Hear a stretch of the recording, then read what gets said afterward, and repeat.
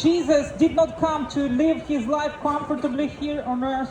He came to serve people, to heal the sick, open the blind eyes, raise the dead, and heal all kind of cripples.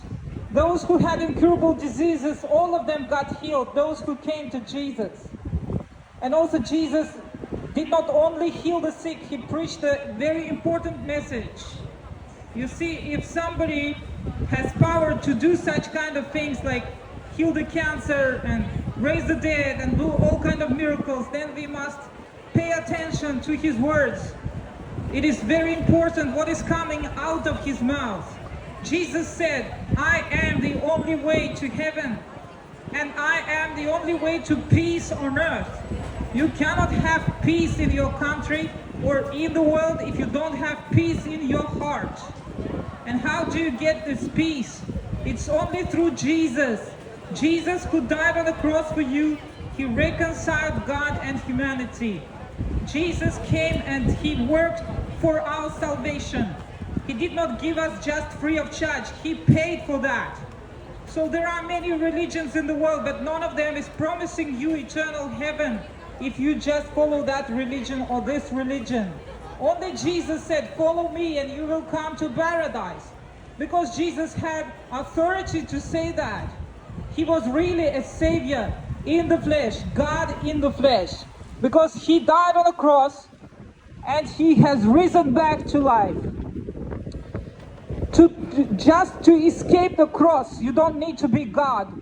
Anybody can escape cross. Just pay some money or do something and escape cross. But none of us, human beings, can rise back to life if we would die on the cross. There is no other savior in the world, only Jesus. You gotta be God in order to rise back to life.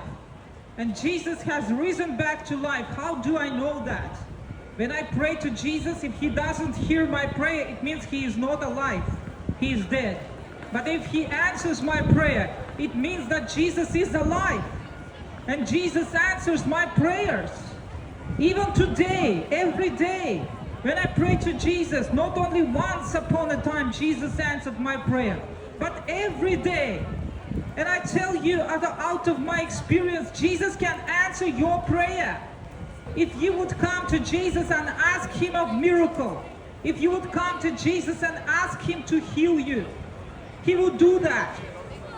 But people don't see miracles because they don't come to Jesus. Today is the day when you can say yes to Jesus and turn away from evil works. Turn away from sin and corruption. Turn away from all the lie and all the adultery and all the bad things that you are used to do in your life. Turn away from that. Come to Jesus. Jesus is the light of the world. You cannot live in darkness. You need light. You need electricity. You need also the daylight. You need sunshine in order to grow your food. And Jesus said, I am the light of the world.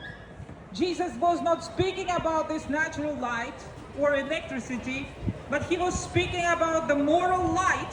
If you don't come to Jesus, you will suffer morally.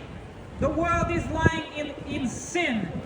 The Satan is the god of this earth. And we need to come to Jesus in order to break satanic powers in the world. Today we know that the world is on the brink of the Third World War. It is closer than ever before.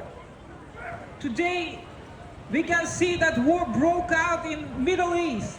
What do you wait for? Do you wait for a better life after the war? We know that the world is suffering today. The world war can break out any minute in the world. We need to come to Jesus. We need to come to our roots. Jesus came and died on the cross for the sins of the world. Only Jesus can stop the war. If Palestinians would accept Jesus, there would be no war. If Jews would accept Jesus, Israel would accept Jesus as their savior, there would be no war. There is war going on because people, they have no fear of God. They have no real God in their lives. They are not afraid to kill each other because they are not afraid of God. Bible